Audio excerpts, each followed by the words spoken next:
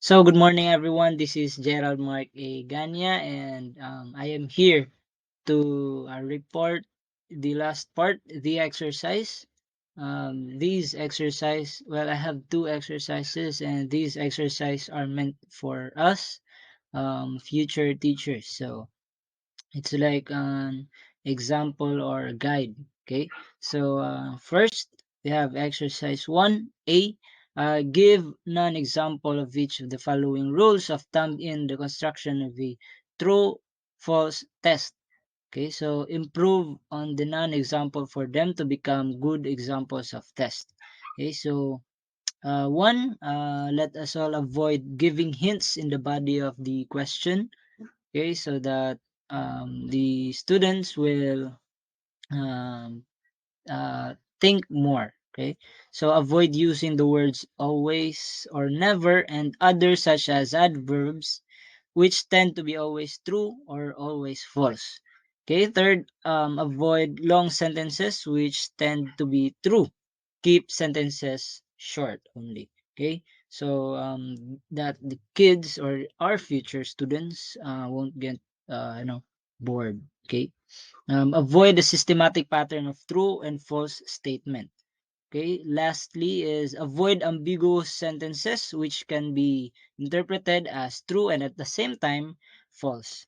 Okay, so second, in exercise 1B, give an example of each of the following rules of thumb in the construction of multiple choice tests. So, um, kanina, it's true or false test. Now, in B, it's multiple choice. Okay, so improve on the non-example for them to become good examples of test.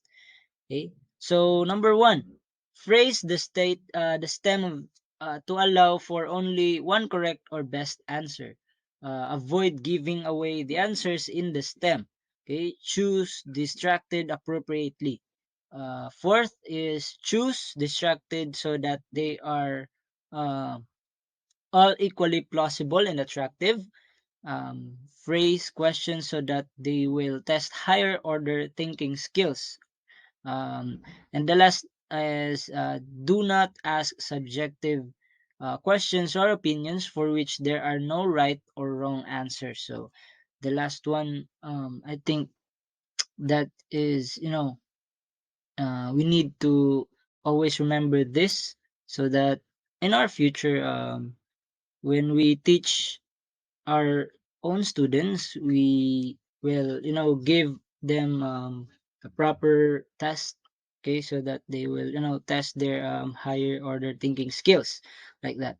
So, second, on in this exercise or the exercise 2, it is more on a question, okay? Question that is meant for us future teachers, okay? So I have here from A to J, okay? So A, construct a 10-item matching type to test this competency or identify the computer system, parts, other components. So exercise 2 is a quiz. Okay, so it is actually a quiz for us. Okay, so B, construct a 10-item supply type test to assess this competency. Identify farm tools according to use. Grade 7 to 8 curriculum.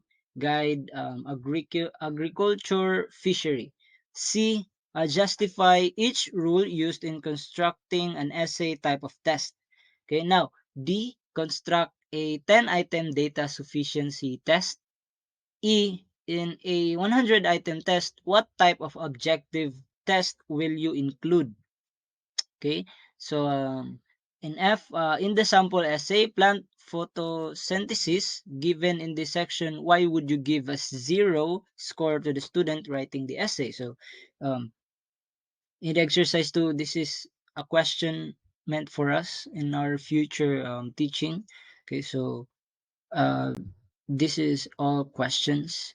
Okay, in letter G, give an example of a supply type of test that will measure higher order thinking skills beyond mere recall of facts and information.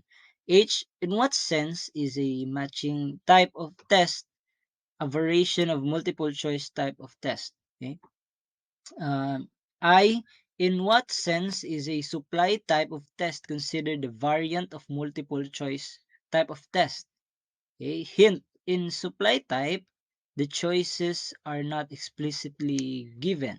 Okay. Does this make the supply type of test more difficult than closed multiple type of test?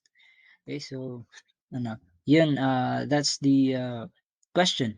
J, or the last letter, choose learning competencies from K to 12 curriculum guide. Construct a lined paper and pencil test observing guidelines in test construction. So that would be all. My report is all about exercises for us future teacher, for to become, um uh uh effective effective teacher in the future. Okay, so these are the exercise 1 and exercise 2.